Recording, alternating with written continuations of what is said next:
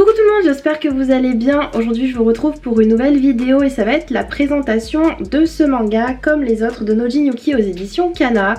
Donc je viens de lire ce premier tome et c'est la même autrice que This Is Not Love Thank You qui a été paru donc chez Soleil cette fois-ci.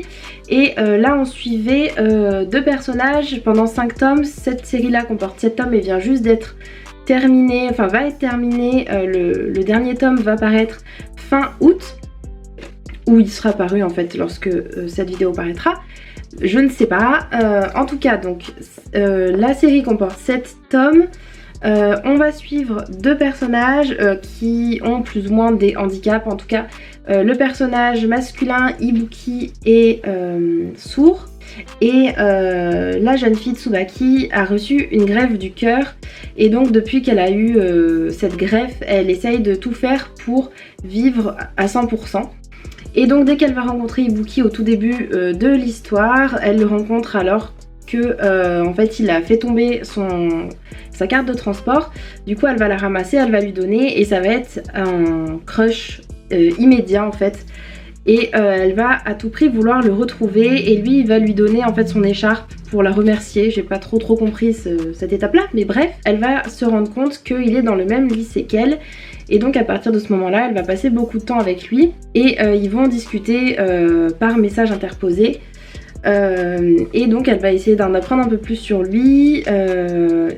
Mais le souci c'est que Ibuki est un peu renfermé, il n'a pas vraiment beaucoup d'amis, mais c'est surtout que il se pose beaucoup de questions par rapport aux gens qui sont autour de lui et il est très méfiant parce que à cause de son handicap, il y a beaucoup de gens qui viennent, qui font semblant d'être ses amis et qui finalement ont plutôt une curiosité malsaine. Et il n'arrive pas à comprendre que quelqu'un puisse s'intéresser à lui alors qu'en fait ils se connaissent pas. Je comprends tout à fait cette question et dans la majorité des shoujo c'est comme ça que ça se passe. Souvent la fille tombe en fait red dingue d'un gars dès les premières pages. Et là c'est bien parce que Ibuki se rend compte que c'est un petit peu bizarre quand même. Et ça n'empêche pas quand même Tsubaki d'être vraiment relou et de coller Ibuki un maximum. Mais voilà, Ibuki ne lâche rien et elle veut tout faire pour que... Enfin, Tsubaki ne lâche rien et veut tout faire pour que Ibuki tombe amoureux d'elle en fait. Dans ce premier tome, on se concentre beaucoup sur Tsubaki et Ibuki. Je pense que ça va être ça tout le long de la série. À mon avis, il n'y aura pas de couple secondaire. Enfin, je m'avance un peu, mais à mon avis, ça va être uniquement sur ce couple-là. On en connaît beaucoup Tsubaki en fait parce que déjà c'est le personnage féminin et on est dans sa tête. Mais c'est une personne qui est très ouverte et on arrive facilement à connaître ses sentiments. Ibuki de son côté est un peu plus mystérieux et on ne sait pas trop ce qu'il pense et on ne sait pas trop comment il voit Tsubaki en fait. Parce que les rares moments, enfin les rares moments, en fait ils sont quasiment tout le temps ensemble, mais les rares moments où on voit qu'ils échangent des choses, en fait c'est des choses un peu sans importance. En plus Ibuki à certains moments est super gentil avec elle et il lui parle très facilement etc. Et à certains moments il la repousse brutalement et sans qu'on comprenne vraiment pourquoi.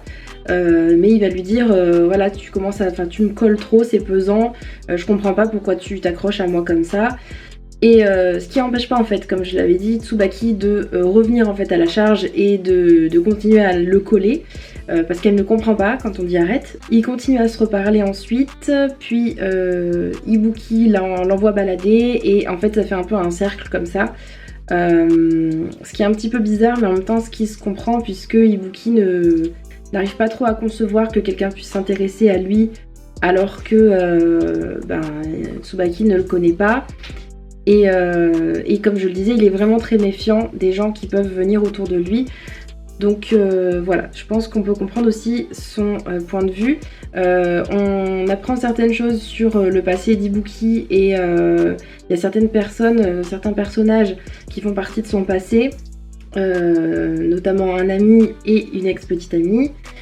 Et voilà, donc on commence à planter un peu le décor et c'était plutôt très sympa à lire. Donc je voulais vous montrer aussi rapidement les dessins puisque je ne l'ai toujours pas fait. Donc voilà, j'aime beaucoup Donc voilà, j'avais beaucoup aimé This Is Not Love Thank You, que j'avais trouvé un petit peu mordant, un petit peu piquant, avec pas mal d'humour. Celui-ci m'a l'air d'être un peu plus banal, on va dire, dans la lignée de ce qui peut se faire. Donc à voir avec la suite si s'il se passe plus de choses, etc. Donc voilà, mais c'était plutôt une bonne découverte pour ce premier tome. D'ailleurs, il y a un premier tome qui est paru en même temps que celui-ci, à peu près, c'est A Sign of Affection de Sue Morishita, qui est aux éditions Akata, qui traite aussi de la surdité. Je ne sais pas s'il parle plus du handicap, comment il est traité, etc. par rapport à ici, où c'est pas un problème en soi finalement. Ce handicap, enfin ça gêne pas un petit peu, mais globalement les personnages arrivent à communiquer, il n'y a pas de souci. Donc j'aimerais bien voir, peut-être lire l'autre série pour pouvoir comparer. Si vous avez lu les deux, surtout n'hésitez pas à me dire s'il y en a un que vous avez préféré, lequel c'est, et si celui de Sue Morishita, donc A Sign of Affection, traite plus du handicap, et que je vais vous laisser là. Merci d'avoir regardé jusqu'à la fin et je vous dis à bientôt dans une prochaine vidéo. Ciao ciao!